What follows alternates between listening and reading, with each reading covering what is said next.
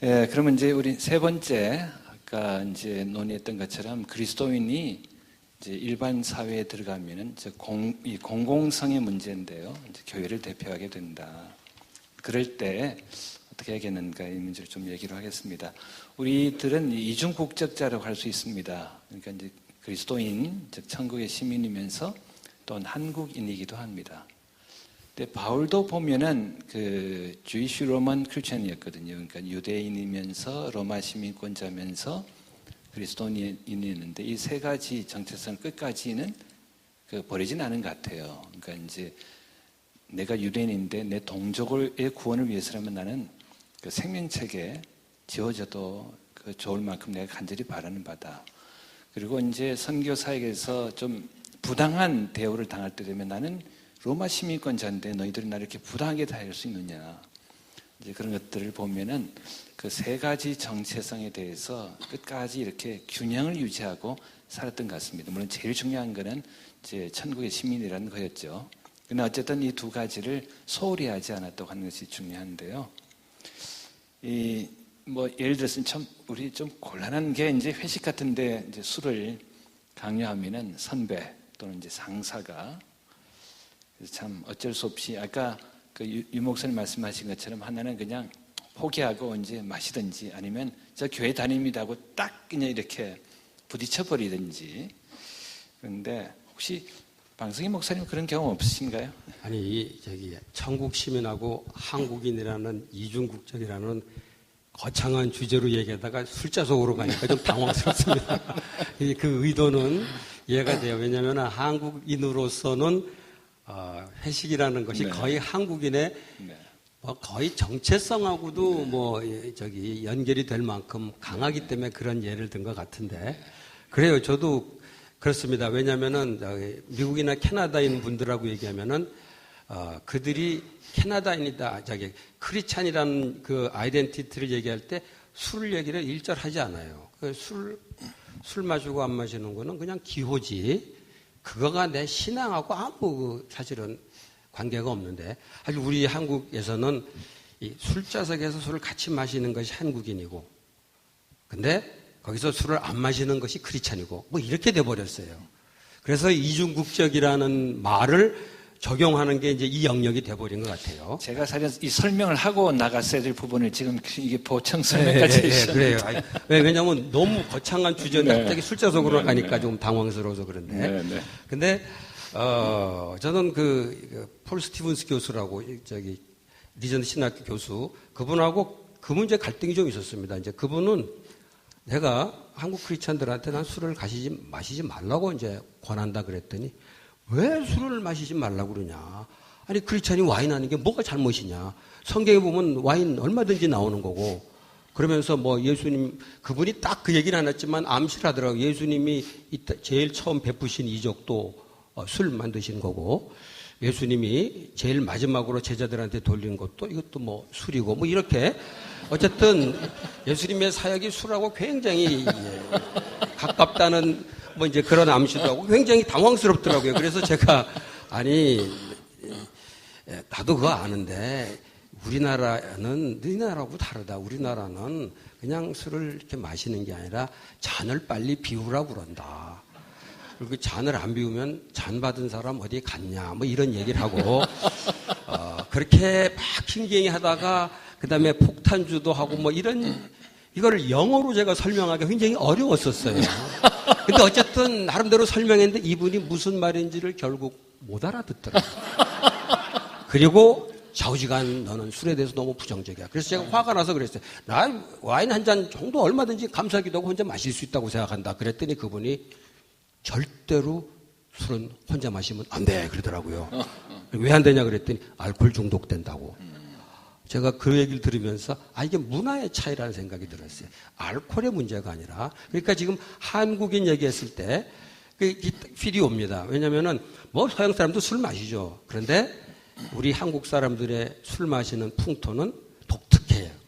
한국인만의 독특한 그게 우리 음주 문화인 것 같아요.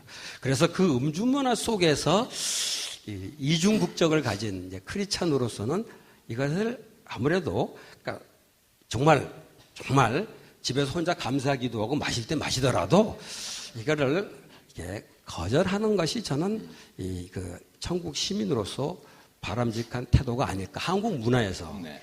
그런데 저는 그래서 직장 다닐 때 뭐 거절을 했어요. 그런데 지금 돌이켜 보면은 거절을 한 거는 뭐 지금 돌이켜 봐도 뭐 잘 못했다고 생각지는 않습니다. 거절한 건 잘한 것 같은데 그때 거절할 때 너무 조금 무례하게 거절한 것 같아요. 뭐 윗사람이든 아랫사람이든 간에 술 마시는 사람을 거의 뭐 마귀 뭐뭐처럼 이런 거 있잖아요.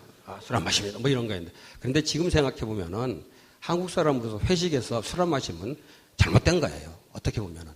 그래서 저는 죄송하다는 어쨌든 이 술자석의 분위기를 깨는 것에 대해서 죄송하다는 표현을 드리고 내가 원하는 나는 한국 천국 시민으로서 나는 안 마시겠다. 이렇게 했었으면은 더 좋지 않았을까 생각해요. 근데 이런 부분은 뭐 개인의 성향에 따라 많이 차이가 있을 수 있습니다만은 저는 술자석에서 이중 국적자의 그 태도는 술을 마시지는 않도록 하되 마시지 않는 것에 대한 일종의 죄송함을 표현하고 그 대신 뭐 어떤 분은 그러더라고요. 뒤치다거리를 잘 해줌으로 섬긴다 뭐 이런 얘기도 하더라고요. 그것도 좋을 것 같아요. 예. 뭐 네. 그런 정도 생각을 하게 됩니다. 네, 네. 그러니까 사실 이제 이 둘에 대해서 깨어 있으면 내가 그리스도인으로서 할 일을 하고 한국인으로서 또 할 일을 하고 그러면 좀 이 사회에서 뭔가 좀 이렇게 잘 헤쳐나갈 길이 많이 보일 텐데 안 그러니까 이게 꽝 부딪히든지 지든지 그냥. 예. 유 목사님께서는 이런 꼭 술이 아니고요. 어쨌든 이런 문제에 대해서 교인들에게 어떻게 권면하시는지요? 저는 뭐 교인들이 저를 이런 문제와 관련해서는 거의 설득력이 없는 사람인 것처럼 생각을 해요. 네. 그래서 어느 집사님이 그 남편 문제 때문에 울면서 남편이 이제 40이 넘어서는데 교회를 안 나오겠다고 한다는 거예요. 이유는 자기가 직장생활 또 여러 가지 인간관계를 세상에서 맺어보니까 정말 성경 말씀대로 기독교인답게 사는 사람이 한 사람도 없더라. 자기 주변에. 이럴 수가 있냐. 자기는 안 나오겠다. 그리고 정말 말씀대로 사는 사람 있으면 소개해달라. 그러면 내가 그 다음에 내가 나가도록 하겠다. 그런 사람이 진짜 있으면. 그래서 이제 저한테 그런 사람 추천해달라고 왔어요. 목사님은 많이 아실 테니까 우리 남편 만나서 설득해 줄 수 있는 사람을 한 사람 소개해달라고. 그러면서 이제 하시는 이야기가 그 집사님이 우리 목사님을 그럼 만나봐라. 하나님 말씀대로 사는 사람을 정말 한 사람이라도 보면 당신이 교회 다가가겠다. 그 사람은 사회생활을 안 하는 사람이잖아. 그래가지고 아예 저는 고려 대상에 아니라고 이렇게 예외 제껴놓으시다고 그러더라고요. 그래서 아마 그분이 뭐 제가 어느 분을 추천해서 그분을 만나게 해드려도 이미 마음이 그렇게 부정적으로 꼬여있는 분이라 뭐 어떤 분이 그분을 설득해서 다시 마음을 바꾸기는 참 쉽지 않을 케이스 같고 우리가 세상에 나가서 예수 믿는 사람으로서 다른 사람에게 이렇게 선한 영향력을 끼치기가 그렇게 어렵구나 하는 생각이 듭니다. 그런데 이제 박 목사님도 잠깐 말씀을 하셨지만 우리가 세상에 나가서 주일에 예배 드려야 되고 또 우리 새벽기도 나가야 되고 저녁 예배도 나와야 되고 뭐 이런 일들 교회에서 무슨 행사가 있거나 또 이제 교회에 이제 재직이 되거나 임원이 되면 당연히 해야 될 무슨 봉사가 있거나 또는 이제 술 안 마시겠다고 담배 안 피겠다고 하거나 또는 무슨 어떤 돈 봉투 같은 거 나는 거기 관여 안 하겠다고 하거나 또는 뭐 고사 지낼 때 나는 크리스천이니까 안 하겠다고 하거나 이런 형편으로 인해하여 어려움을 당할 때 그것을 내가 예수 믿는 사람이기 때문에 당하는 고난이다라고만 이렇게 생각하는 것은 좀 문제가 있다는 생각이 들어요. 근데 많은 크리스천들이 그걸 그냥 고난이라고 생각해요. 내가 예수 믿으니까 이런 고난을 당하는구나. 실제로 이제 직장 생활 하시는 다른 비기독교인들이 보기에는 굉장히 이기적이라고 보이는 것 같아요. 자기만을 생각한다. 우리가 믿음을 지키려고 한다는 모든 행위를 자기 신앙을 지키기 위해서 직장이나 모든 다른 관계를 다 그냥 깨트린다고 이렇게 생각하시는 거예요. 네. 그러니까 이건 참 해결하기 어려운 문제이거든요. 그러니까 이렇게 기독교인으로서 반드시 내가 지키고 싶은 어떤 삶을 지키려면 대가 지불이 꼭 필요할 것 같아요. 네. 그래서 다른 시간에 하여튼 내가 술, 담배 안 하고 또 내가 고사 안 지내고 내가 뇌물 받는 일에 관여 안 하고 뭐 이렇게 하는 것 때문에 예수 믿는 사람이 여러 가지로 좀 불편한 사람이긴 하지만 미워할 수는 없어. 왜? 워낙 평소에 잘하니까. 네. 네. 그러니까 이렇게 되어져야 되는 대가 지불만큼은 네. 분명하게 해야 될 것 네. 같아요. 그러면서 나는 내 믿음을 지키기 위해서 이렇게 꼭 해야 하겠는데 그 점에 대해서 이해를 구할. 그러면 이제 그쪽에서 그래 당신은 다른 일에 워낙 당신이 참 모범이 되게 잘하고 또 넘치게 이렇게 섬겨주니 내가 이해를 하겠다. 이렇게 할 수 있도록 만드는 일이 필요할 것 같아요. 그 저희 교회 이미 돌아가셨지만 이상춘 장로님이라는 분이 계신데 그 장로님은 교도관이세요. 그런데 그분이 전도해서 재소자 중에 교회 나오시고 교도관들 동료 교도관들이 교회 나오시는 일이 너무 많아요. 그래서 그분 책을 아예 써드렸어요. 돌아가시고 난 다음에 그분의 삶을 그냥 묻어두기는 너무 아까워서. 그러니까 사랑이 엄청난 분이세요. 섬김, 특히 이제 재소자들, 교도관과 재소자 사이인데도 그렇게 정말 섬기니 그냥 감동을 받는 거예요. 철저하게 이제 경건한 삶을 살면서도. 저는 우리가 잘 아는 그 청년 바보 의사의 안수현 형제, 저는 그분은 정말 탁월한 모델 같아요. 그분은 교회 생활 열심히 하기 위해서 모든 당직은 다 자기가 다 대신 서다가 주일에 이렇게 빠지고 인턴하면서 또 의사하면서 의료 파업할 때도 자기는 그냥 비난 받아가면서도 그냥 자기는 일하고 그러면서도 주변 사람들이 그분 장례식 때 비기독교인까지 그냥 그렇게 많은 사람들이 모여서 그분의 죽음을 애도하고 그러면서 나온 이야기 하나하나가 너무나 감동적이라 책까지 지금 2번째 책까지 나올 정도니 그래서 충분히 그렇게 할 수 있다는 것을 우리가 받아들이고 실제로 내 삶의 현장에서 내가 꼭 지켰으면 좋겠다고 하는 것을 지키기 위해서 그보다 몇 배의 섬김과 사랑이 있어야 될 대가 지불을 꼭 각오해야 할 것 같습니다. 네. 예, 대가 지불 얘기를 해주셨는데 참. 예. 내가 얘기 듣다 그 생각이 나네요.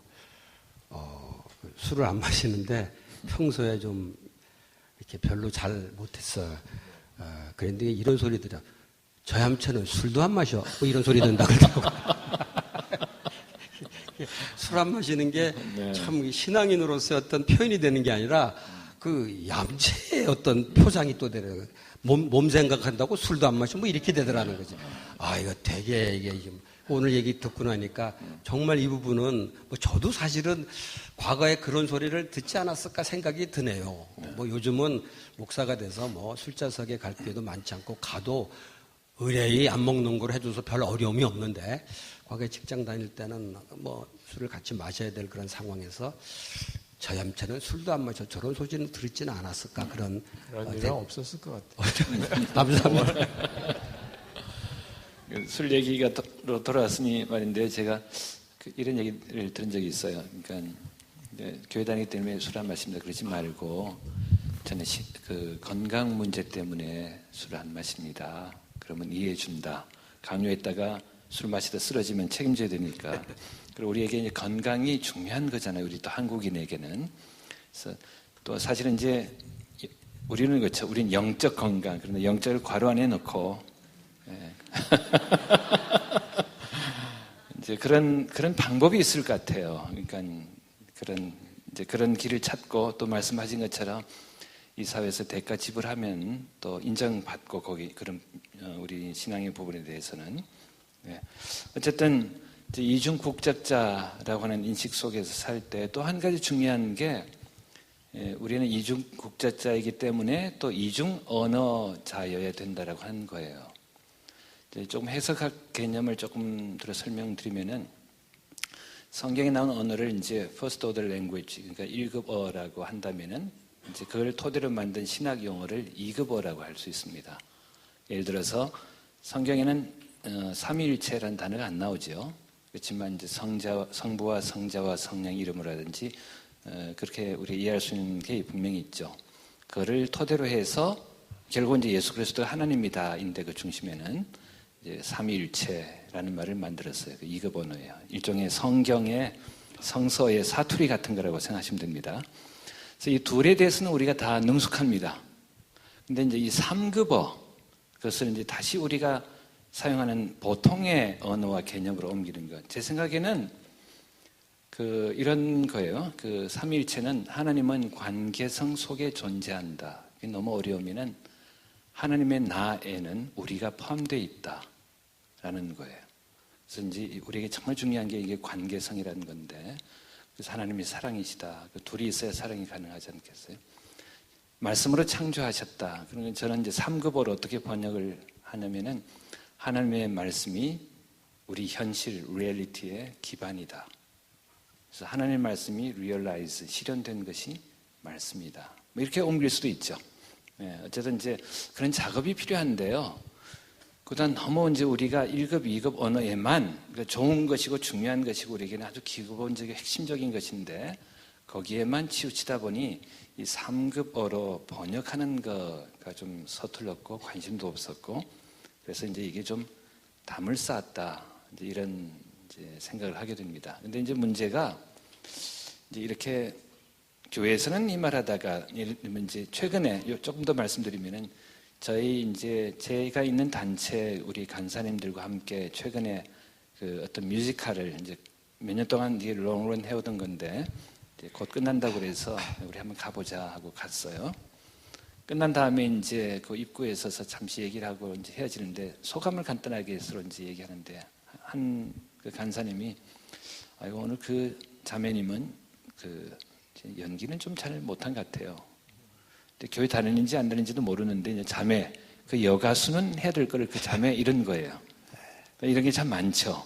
근데 우리끼리니까 괜찮은데 일상에 대화하다가 우리 그 자매 이름 벌써 이제 선이 이렇게 쫙 뭐 이렇게 벽이 생기고 그런 일이 있다고 생각되는데 근데 이제 문제가 뭐냐면은 이거를 어떤 신앙이 좀 떨어지는 것 같고 또는 뭐 배반하는 것 같고 이제 이런 이제 느낌이 든단 말이죠, 그렇죠? 예, 박 목사님 여기 어떻게 생각하세요? 그래서 그게 뭐 이런 거하고 연결될까요? 우리는 저기 교회 살을 때 일요일이라 그러면 굉장히 이 신앙이 없는 주일이라고 그래야지 되는데 일반 사회에서 주일이라는 용어는 또 익숙지가 않아요. 일요일이라거나 휴일이거나. 근데 그 단어를 차마 쓰기가 참 힘들어요. 뭐 저는 이제 목사가 됐으니까는 뭐 조금 덜 할지 모르겠지만. 그런데 확실히 그런 것 같아요. 그래서 아까 우리 어느 그 박 목사님, 그 목사님은 뭐 교회 목사라 부르지 말고 뭐 부장이라고 부르라 했다고. 그 조금 너무하다 하는 생각이 들긴 하면서도 이해가 돼요. 왜냐면은 우리 언어가 왜냐면은 너무 개토 언어죠. 크리스찬 개토, 크리스찬 안에서의 언어이기 때문에 사실 그 언어가 세상 속에서 제대로 의미를 전달하지 못해서 사실 그 말은 맞는 말인데 의미가 제대로 전달되지 못해가지고 이제 막는 경우가 있더라는 거죠. 제가 제일 기억 남는 거는 J.I. 패커, 캐나다 J.I. 패커 교수가 그런 얘기를 하더라고요. 우리 셀베이션이라는 단어 그만 쓰자. 레스큐라고 하자, 레스큐. 그러니까 셀베이션 그러면 저는 뭐 구원 딱 오는데 일반 미국이나 캐나다 사람에게 셀베이션은 종교예요, 종교 용어예요.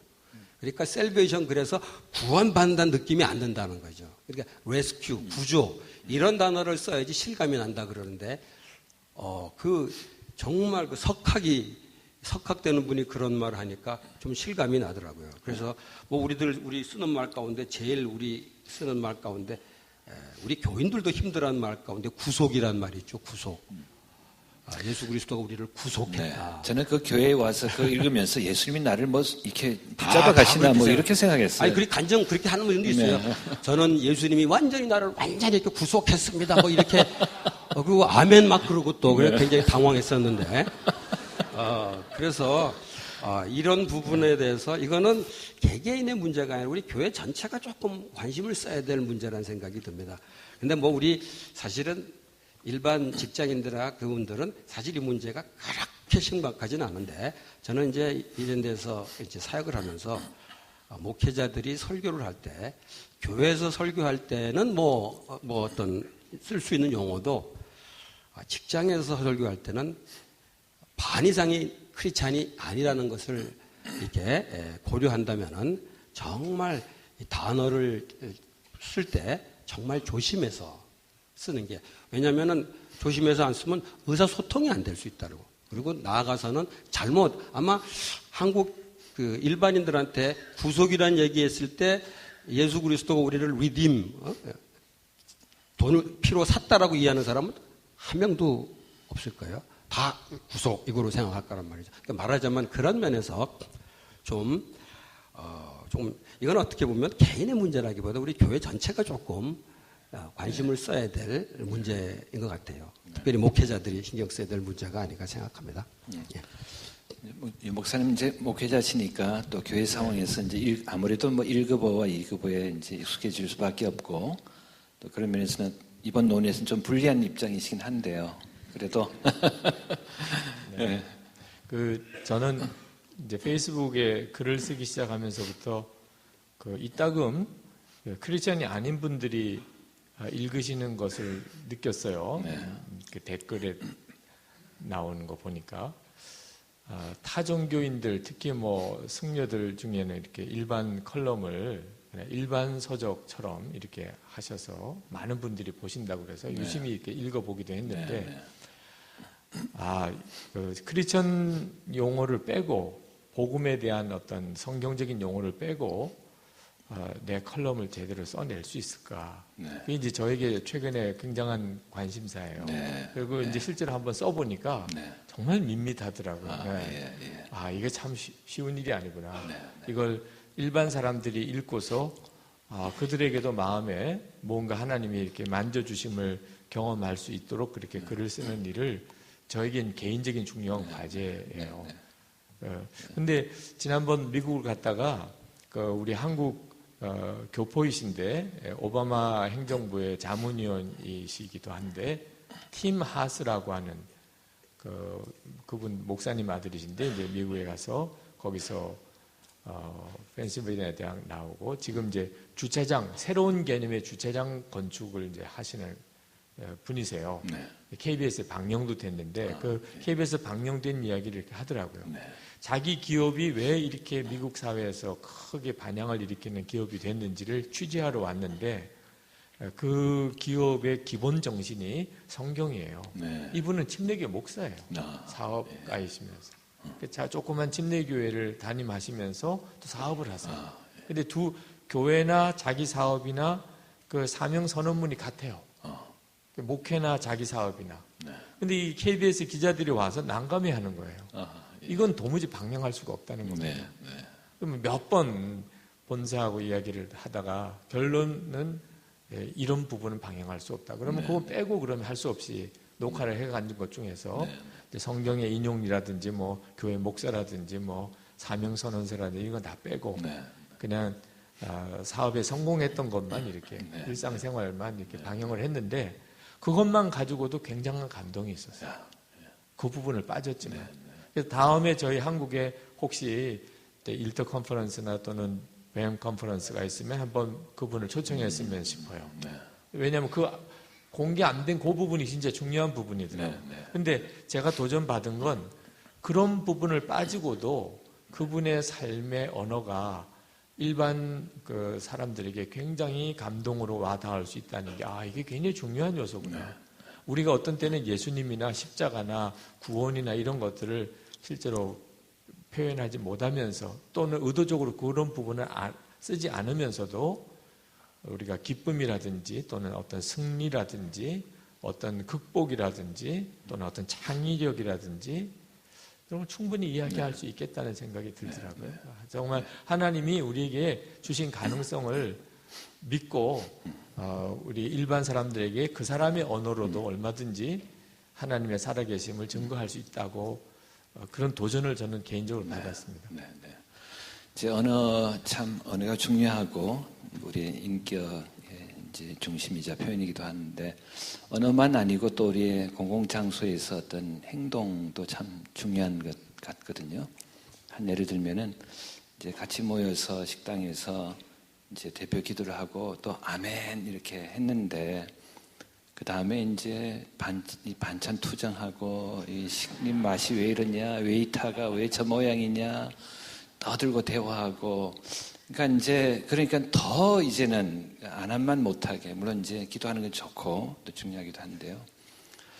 이제 그런 상황에 이제 들어갈 때 느끼는 고민이 있어요. 뭐냐면은 저는 이제 이 문제를 내가 어떻게 실천을 할까? 그 언어 문제라든지 행동도 최근에는 이제 실험 기간이기 때문에 되돌아갈 수도 있습니다. 근데 제가 이런 원칙을 정했습니다. 나는 가족하고 같이 나가 식사할 때는 기도한단 말이에요. 대표 기도를. 우리 아이들이 아빠 기도해줘요. 빨리 먹게요. 이렇게 기도해요. 문제 없는 것 같아요. 가족끼리. 그러나 우리 이제 이렇게 여럿이 가족이 아닌 상황에서 갈 때는 그냥 각자 기도하자. 저희도 우리 간사들하고는 그렇게 약속을 했어요. 각자 기도하자. 몇 가지 이제 이유가 있다고 생각하는데 우리 자신을 노출시킬 때 그에 대한 응당의 책임을 져야 되는 것 하나가 있고 두 번째가 더 중요하다는 생각이 들었어요. 뭐냐면 이제 우리가 한국 사회 안에서 한국인으로서 활동하는 부분이 크고 이걸 토대로 우리가 이제는 접근을 하고 마음을 나누고 그래서 하나님의 사랑을 흘려보내고 또 복음도 전하는데 이 같은 토대 위에 섰다고 하는 이것의 비중을 우리가 어느 정도로 균형을 잡으면서 가질 것인가라는 면에서 기도하는 것은 우리가 해야 되는 거다. 그러나 반드시 우리가 대표 기도를 해야 될 당위성은 그건 안 해도 된단 말이죠. 그래서 그렇게 안 함으로써 우리도 한국 사회 안에 그렇게 자극을 주지 않고 필요 없는 주의를 끌지 않고 우리가 이 사회에서 있다라는 것을 그게 좀 실천할 수 있는 게 아닌가 싶어서 이렇게 이제 시작은 했어요. 근데 실험 기간인데. 그리고 대표 기도는 좀 그런 것 같아요. 네. 병원에 문병 가서 옆에 사람들이 있는데 큰 소리로 기도하고 이런 거. 이런 것도 이제 다 이렇게 폐가 되는 부분들. 근데 이제 이게 조금 잘못 나와가지고 이런 경우가 있더라고요. 아예 기도를 안 한대요. 하나님 영광 위해서. 이것도 조금. 그래서 웃긴 무슨 얘기냐 그랬더니 내가 기도하면은 다 내가 예수 믿는지 알 텐데 내가 그러다 실수하면은 하나님 영광 가리지 않겠냐. 그래서 아세 안 한다. 근데 그거는 또 조금 다른 것 같아요. 그렇죠. 그래서 좀 조심해야 될 같은 생각이. 기도하는 거는 뭐 그 들으니까 저도 옛날에 병원 전될 때 많이 그랬는데요. 가서 이렇게 막 기도하고 옆에 누가 있든지. 그거 가지고 참. 어쨌든 또 우리가 그동안 이제 그 한국 교회가 성장해오고 힘을 얻어가고 또 여러 가지 경험을 해오면서 이제 이런 경험 저런 경험을 하면서 지혜도 많이 쌓였지 않나 이제 그런 생각을 많이 해봅니다. 이제 마지막 그 이슈로 넘어갑니다. 이제 사실 지금까지 이제 둘이 하나라는 그런 명제를 가지고 논의를 진행해 왔는데 마지막으로 그렇다면은 우리에게 이제 이 두 가지 부름이 있을 것 아닌가라는 생각을 해봅니다. 이제 회심이 있고 개인적인 회심이 있고요. 하나님께 돌아가는 것, 거듭나는 것, 구원받는 것, 새 생명을 얻는 것, 영생을 얻는 것 이렇게 우리 표현하는 회심이 있고 또 하나는 이제 개인의 회심으로 끝나는 게 아니라 그 회심한 사람들이 이제 모여서 사회를 변화시키는 것 이 두 가지가 이제 우리에게 중요한 것 아니겠습니까? 근데 이제 바울 같은 경우는 복음 전도에 헌신한 분이고 요셉은 이제 공직자로 부름을 받아서 또 조금 다른 궤적을 그린 분 같아요. 그래서 이제 그리스도인들 안에 이 두 가지 부름이 있을 텐데 문제는 이 부름의 다양성, 또 조금 더 이제 1급 언어를 사용한다면 은사의 다양성. 교회 안에도 교사도 있고 목자도 있고 이렇게 있는 것처럼 사회적으로도 우리가 대사회 관계나 여러 가지 면을 볼 때 은사의 다양성도 있다고 생각하는데 이제 우리가 어떻게 해야 될지, 특별히 이제 목회 현장에서 또 이제 이 목사님 이문에 대해서 씨름을 해오셨을 텐데요. 말씀 좀 해주시면은. 네, 실제로 교회 안에서 열심히 교회 예배드리고 또 교회 봉사 참여하고 그래서 이렇게 교인들이 서로 이렇게 충분히 그분을 잘 아는 분이 교회에서 이렇게 리더로 되어지는 것이 당연하지요, 뭐. 그죠? 근데 이런 과정에서, 이 교회 생활을 충실하게 하기 어려운데 이유는 이제 본인의 사회적인 어떤 역할이나 직장에서의 어떤 활동이 이 교회 생활을 이렇게 충실하게 하기가 어려운 이런 경우에 있는 분, 그런 분들이 그 직장이나 또는 사회에서 크리스천 리더로서 굉장히 중요한 역할을 하고 계세요. 이런 분들에게 교회 안에서만 활동하시는 분에게만 교회 리더를 세우고 그분들을 그런 이유 때문에 배제시킨다면 그러면 교회가 건강한 리더를 기르는 게 어렵지 않나. 그래서 교회 안에 충성스럽게 섬기는 역할을 맡으신 분도 계시고 직장에서 또는 사회 현장에서 크리스천 리더가 되어야 될 분도 있다는 생각이 들었습니다. 그래서 저희 교회는 임원을 선출하는 기준 중에 이제 몇 년 전에 추가된 것이 교회 예배드리거나 하는 일이 좀 부족해도 그분이 그 이유가 직장이나 사회에서 크리스천 리더로서 그가 활동을 해야 하기 때문에 그랬다면 그럼 교회 안에서 그렇게 신앙생활 한 것과 같이 인정을 하자. 그래서 이제 그분에 대한 그 일에 대한 소명은 반드시 필요하겠지만 그래서 이제 교회 규정을 그렇게 바꿨어요. 그래서 이제 일터 사역자라든지 그런 사명자들에게도 교회에서 같이 집사 또 권사 장로가 되어줄 수 있는 길을 이제 열었고요. 또 이제 평신 우리 교우들을 가만히 보면 사회에서 어떤 리더가 되어지시는 분이 계십니다. 직장이나 사회적으로. 이런 분들이 믿음이 그만큼 안 따라가니까 신앙적인 성숙이 안 따라가니까 그분이 교회를 다닌다고는 했는데 많은 사람들 앞에 드러나는 위치가 딱 됐는데 신앙적으로는 문제가 많이 생겨요. 물론 이제 이것은 사회에서 어떤 성공한 사람을 교회가 당연히 어떤 중직으로 이렇게 인정해 주는 일은 굉장히 좀 문제가 많은 방법이고 부작용도 심하고. 근데 이제 이분이 사회에서 리더가 되어 가시는구나라고 하는 것을 이제 느낄 때 그분들에게 신앙적인 준비도 갖추는 목양이 필요하다는. 그래서 그분이 사회적으로 리더가 되고 많은 사람들에게 이제 주목받고 이렇게 되어질 때, 거기에 걸맞은 신앙적인 성숙을 갖추도록 담당 목회자와 교육자들이 또는 이제 그분을 이제 바나바로 섬겼던 분들이 그분에게 신앙 훈련에 대한 권면도 하고 또 그 우리 교회에서가 만약에 어려우면 그 일터 사역 현장에서 신의회라든지 이렇게 활동해 나갈 수 있도록 해드리는 일이 필요하다고 생각합니다. 사실 이제 중요한 말씀 해주셨는데요. 그 교회가 성도들의 은사를 발견하고 개발시켜주고 또 이제 다른 은사를 가진 사람끼리 이렇게 연결을 시켜줘서 함께 이제 동역해서 나갈 수 있도록 해주는 게 참 중요하다고 생각하는데요. 박성희 목사님께서 그동안 이제 이 사역해 오시면서 지금 전 말씀 듣다 보니까 그 돌아가신 김인수 장로님이 생각나네요. 홍정길 목사님 심우하시는 교회 장로님이셨는데 그분이 이제 장로로 피택이 됐을 때 고사를 했다고 그래요. 왜냐하면은 예배 시간에 꼬박꼬박 다 참석 못하기 때문에. 그런데 자기는 그때 맡겨진 일이 교수면서 또 굉장히 국가에 굉장히 중요한 일이 맡겨졌는데 자기는 이 일이 하나님이 내게 맡기신 일이라고 생각하기 때문에 이 일에 분명히 좀 헌신을 해야 되는데 그러면은 교회에 아무래도 수요 예배라든가 특별 그런 예배 주일을 뭐 거기에 해당이 안 되겠지만은 자주 빠질 것 같아서 그러면은 교회 덕이 안 될 것 같아서 자기는 장로를 이제 이렇게 말하면 고사를 했어요. 그래가지고 그때 제가 그렇게 들었는데 장로 자격에 그거 없앴다고 그래요.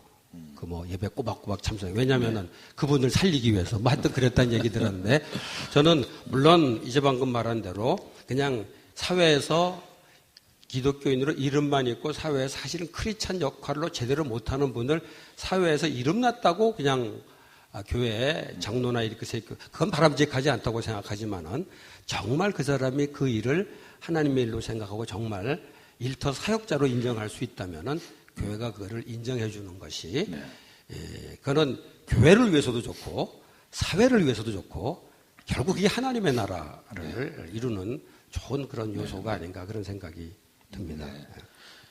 아까 이 목사님 말씀하신 것 중에 이제 일반 직장에서 직위가 높아져가는 것에 대해서 목회적인 관심을 가진다는 게 결국은 그 교인이 직장에서 뭘 하나, 왜 이 사람이 이 일을 하나, 또는 왜 이렇게 높아져가나에 대한 어떤 목회적 해석을 가지고 있다는 뜻 아니겠습니까?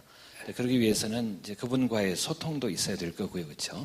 그러니까 이제 이런 참 그 역할 분담, 소통 이런 것이 참 중요할 텐데 성경에 보면은 에스더서가 이런 맥락이 참 중요하다는 생각이 들어요. 그러니까 모르드게가 에스더를 그 왕비 간택 후보로 보낼 때 너 유대에 있는 것을 밝히지 마라. 그렇게 하고 본도 그렇게 합니다. 근데 정작 모르드게 자신은 유대인인 것을 밝히고 그것 때문에 이게 파급 효과가 그냥 커져 버려서 유대인까지 이제 말살을 당하게 되는 위기에 놓였는데, 근데 거기에 보면 그런 기록이 나와요. 왕비가 된 다음에도 모르드게 계속해서 사람을 보내가지고 안부를 묻고 또 필요한 걸 갖다 주고, 그러니까 둘 사이에 소통이 끊이지 않았다고 하는 거예요. 그래서 어떤 이 민족의 위기가 왔을 때 두 사람이 함께 일어날 수 있었던 그런 식의 소통과 동력이 정말 중요하고, 박 목사님 말씀하신 것처럼 저 사람 세상적인 지위가 높으니까 임직하자 이런 것이 아니라 처음부터 사실은 이제 검증을 하고 대화를 하고 또 인정을 해주고 서로 이렇게 점검을 하면서 그렇게 나가는 시스템이 이제 필요하다고 생각을 하는데요. 그러기 위해서는 교회와 일터 사역 단체가 이제는 참 서로 협력하고 도와야 될 것이 아닌가 이런 생각을 많이 해봅니다. 그동안 이제 이번에 대해서 애를 많이 써오시고 실제로 교회를 많이 도와오셨는데요. 구체적으로 어떤 프로그램이 있고 또 어떻게 예를 들면 은사 개발은 어떤 식으로 발견 개발은 어떤 식으로 했고 또 어떻게 도왔고 그런 말씀 좀 해주시죠. 지금 아까 우리 얘기한 거하고 많이 달라져가지고 당황스러운데 그런 건 준비가 안 됐는데 하여튼 저는 이제 막 우리가 본인께서 짜고 안 했다고 그러시는데 저는 짠 거 아닌가 생각하고. 아니, 진짜 사실 제가 이 생각은 드네요. 제가 일터 사역을 하면서 하여튼 이 부분 그러니까 정말 일터 사역을 아주 뭐랄까 공격적으로 잘하는 분들이 있어요. 좀 더 열심히 하고 또 회사에서도 인정받고 참 그런 분들이 참 모델이죠. 그런데 저는 이제 그거를만 강조하다가 가끔 그렇지 못한 사람인데도 정말 하나님이 쓰실 수 있는 사람이 있는데 그런 사람을 놓치게 되는 경우가 있지 않나 생각합니다. 그러니까 어떻게 보면은 그렇게 드러나진 않지만은 결국 그 사람이 거기 있음으로 인해서 사실은 길게 보면은 굉장히 선한 영향력을 미칠 수 있는 그런 사람이 있는데 사실은 이쪽에 제가 좀 그런 경향이 이쪽에 있는 사람 이런 사람을 조금 무시하게 되기 쉽다라는 거죠.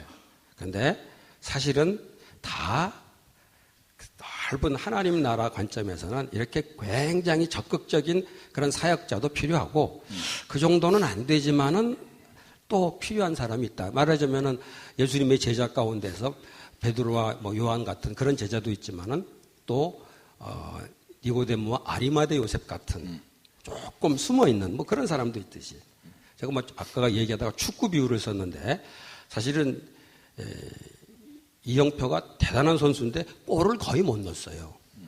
왜냐면 많던 일이 골 넣는 일이 아니기 때문에. 이영표 보고 우리 골 많이 안 넣었다고 뭐라 그러지는 않죠. 근데 굉장히 중요한 선수. 박지성 같은 경우는 골 많이 넣어야 되는 사람이고. 그래서 사실은 그런 관점에서 일터 사역을 어떻게 획일화된 하나의 모습을 보기면 조금 넓게 봐서 어떤 사람은 조금 더 강하게 또 어그레시브하게 사역을 하고 열매 맺을 수도 있고 그렇지 않은 사람들도 길게 보면은 하나님 나라를 이루는데 이익을 담당한다. 그런 의미에서 아까 말했던 둘이 하나라는 게 조금 되면 좋지 않겠나 그런 생각은 하게 되네요. 감사합니다. 또 선한 교회에서도 뭐 카페라든지 아까 말씀 무역회사라든지 이런 걸 통해서 또 여러 접촉을 시도해 오셨고 교회 안에도 이런 프로그램 만드셔서 해 오셨는데 이제 교회가 또 이제 일터 사역을 도와야 된다고 한다면 그럼 어떻게 이제 해야 될까요? 우리 한국 교회는 좀 독특한 점이 굉장히 개교회 중심입니다. 네. 그래서 이 교회를 떠난 이렇게 파라처치 어떤 선교 단체들 이 사역을 해 나갈 때 이렇게 지원을 받거나 네. 이런 게 한국 교회에서는 어떻게 보면 좀 금기처럼 네. 교회를 통해서 그 선교 단체를 도우면 몰라도 네. 교인이 직접 어느 선교 단체에다가 헌금하고 하는 내용에 대해서 이제 교회가 굉장히 아주 좀 싫어하는 경향이 있고 그건 헌신이라고 쳐주지도 않고 그러면 이제 목적 헌금으로 교회에다가 해서 교회가 보도록 항상 이제 교회 중심이 되어져서 이 직장 선교 단체들, 일터 선교 단체들이 어려움이 있다고 생각이 들어요. 그런 뜻에서 한국 교회가 적극적으로 그 일터 현장에서 뛰는 선교 단체를 돕는 분위기가 빨리 좀 자리를 잡혀야 될 것 같아요. 왜냐하면 교회에서는 도무지 할 수 없는 영역의 일들을 지금 하고 계시네요. 그리고 거기서 잘 훈련되어진 분들이 결국은 또 교회로 와서 교회를 섬기는 입장이니 그래서 교회가 이 일터 선교 단체들에 대한 책임 의식을 좀 가지고 그리고 실제로 교회 안에서 일터에서의 어떤 삶을 훈련시키기가 참 어렵습니다. 교회에서 그 분야까지 이렇게 해서 목회자들은 대부분 일터 경험이 또 없으시고 전상 일터 안에서 훈련하는 그 훈련을 교회에서 훈련하는 것으로 같이 이렇게 서로 인정하는 과정을 한번 이번 기회를 계기로 해서 교회가 서로 이렇게 공유할 필요가 있겠다고 생각이 듭니다. 그리고 지역 교회하고 일터 사역 단체하고 하나 되는 얘기를 지금 하셨네요. 그건 뭐 아주 굉장히 의미가 있는 것 같아요. 제가 전에 이제 그 관여된 단체에서 이제 이제 없어진 단체이기 때문에 얘기를 해드려도 될 것 같아요. 이제 제가 있던 초기에 사역하던 다드림 선교단이라는 단체였는데요.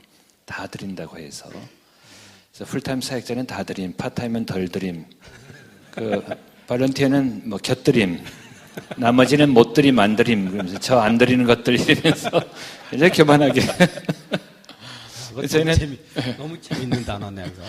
저희는 그 휴일마다 모였어요. 그러니까 훈련해야지 그러고 이제 우리 간사들이 있는 교회에서는 아예 그게 이제 소문이 나서 너 다드림이지 휴일이니까 선교단 가는 거지 하고 제껴놨더라고요. 이래서는 안 되겠다 해서 제가 이제 제가 그 정책을 하나 세웠는데요. 휴일을 교회와 가정과 경쟁하지 않겠다. 휴일을 놓고 그 다음부터 일절 저희가 휴일날 프로그램을 가지지 않았습니다. 그리고 이 사안은 내가 저부터도 절대로 내가 안 한다. 그렇게 이제 하고 그렇게 이제 지금까지도 저희 단체를 키우고 있는데 어쨌든 이 서로에 대한 배려, 협력 이제 그런 것이 참 중요하다고 생각이 되고요. 그래서 그런 면에서 지금 이제 일어나기 시작한 일터 사역이 좋은 이제 결실을 맺도록 이제 이 둘이 하나가 되어서 이제 잘 나가야 되지 않나 이런 생각을 해봅니다. 자, 이제 또 이제 대담 들으시느라고 또 좀 시간이 지나고 나니까 좀 약간 피로도도 이제 누적이 되고 했는데 우리 마지막으로 우리 기다리던 이제 색소폰 연주를 듣겠습니다. 이 심삼종 교수님은 클래식 색소폰을 연주하셨고 미국 피바디에서 유학도 하시고 오시고 지금 한양대에서 가르치면서 특별히 이제 젊은 사람들에게는 굉장히 이렇게 반응이 좋은 그런 분이세요. 우리 심삼종 교수님 우리 모시기로 하겠습니다.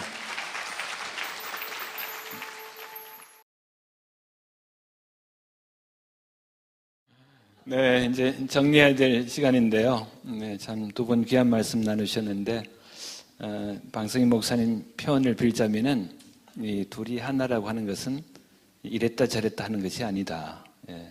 이제 이렇게 해야 될 부름이 있고 저렇게 해야 될 부름이 있는데 이 둘이 한 몸을 이루어서 우리 함께 나아가는 것이다.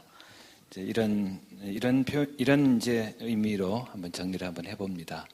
특별히 우리 70년대, 저도 이제 70년대 교회 다니기 시작해서 80년 넘어가면서 예수님을 이제 영접을 했습니다. 그러니까 그 한국 교회가 영화로웠던 때, 그때 산물일 열매 중에 하나예요, 저도. 그래서 그런 영적인 추수기라고 한다면은 이제는 이제 또 다시 한번 씨를 뿌려야 되는 파종기인 것 같고, 또 다른 각도에서는 그때는 성장기였는데 이제는 좀 이제 성숙기다.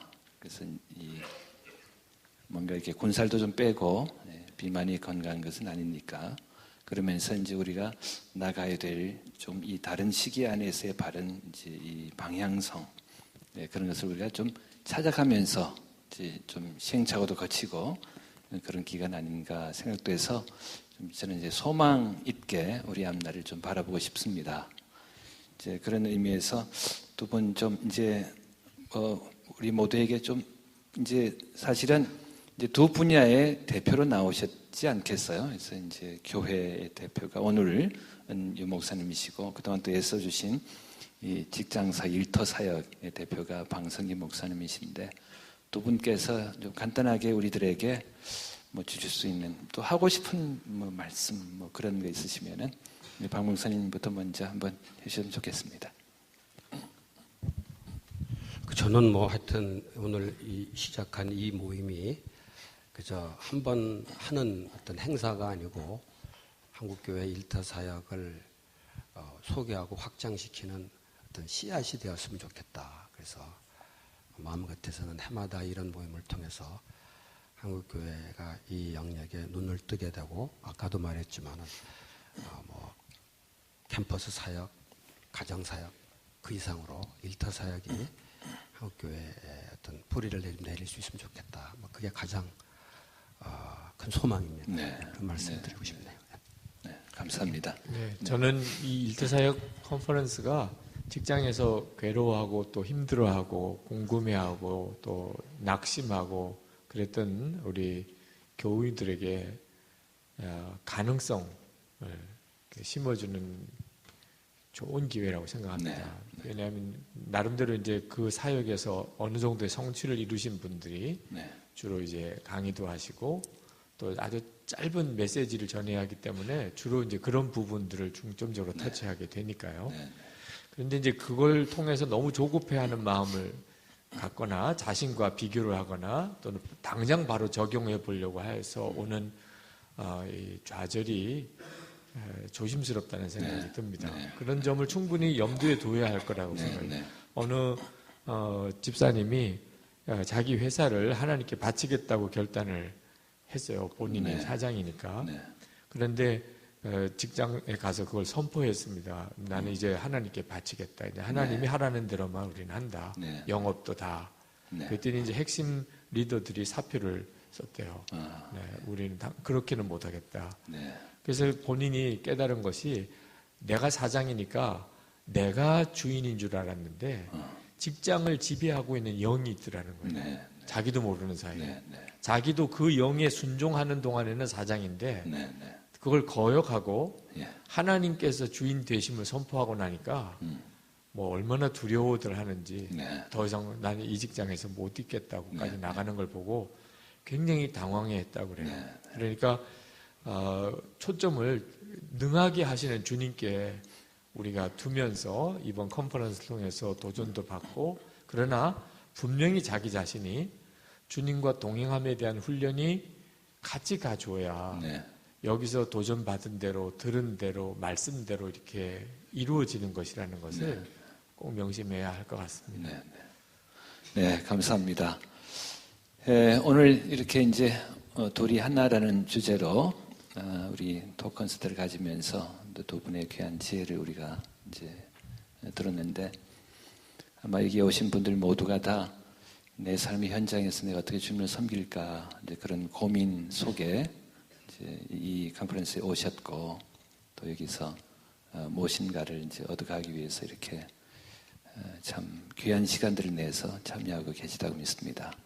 우리 한국교회가 좋지만은 않은 때이지만 그러나 이런 몸살을 거쳐가면서 장차 이루어질 참 좋은 그런 그림을 우리가 그려보면서 이런 시점에 이 일터사회 컨퍼런스가 12 직장사역단체와 21교회 연합으로 이렇게 참 귀한 그런 협력 속에서 열렸다고 하는 것은 참 크게 기뻐할 일이 아닌가 싶습니다. 그래서 우리 마치기 전에 좀 이런 격려를 했으면 좋겠습니다. 주님께서 우리 한국을 향해, 그냥 이 땅이라고 하죠. 이 땅을 향해 갖고 계시는 위대하고 놀라운 계획 속에 우리 형제님, 자매님, 집사님, 권사님 포함시키기로 결정하셨습니다. 축하합니다. 이렇게 서로 한번 격려 좀 해주시겠어요?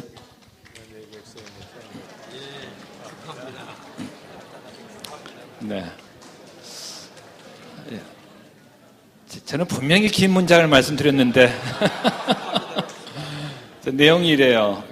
우선 하나님이 이 땅을 향해 놀라운 계획 갖고 계신 거 믿으세요? 네. 그 다음에 이제 그 속에 그 계획 속에 내가 또 소중하게 포함되어 있다고 하는 거 믿으세요? 네, 그 두 가지인데요. 이제 기억력이 좋은 분은 이제 암기해서 하시고, 눈치가 빠른 분은 누가 기억력이 좋은가 빨리 포착해서 따라하시고, 마음이 지혜로운 분은 이게 무슨 말인지 알아듣고 자기 말로 해주시면 되는데, 나는 셋 중에 아무것도 아니다. 그런 분들은 다 자르고 포함되셨답니다. 축하합니다. 그러셔도 됩니다. 네, 다시 한번 좀 주의 좌우 돌아보면서 좀 축하했으면 좋겠습니다. 네, 포함되신 거 축하합니다. 네, 포함되신 거 축하합니다. 네. 자, 그러면은, 네, 우리 둘은 하나라는 주제를 열린 우리 토크 콘서트, 주님의 은혜로 또 귀한 시간을 나누는데, 우리 함께 하신 우리 주님께 박수하면서 마치기로 하겠습니다.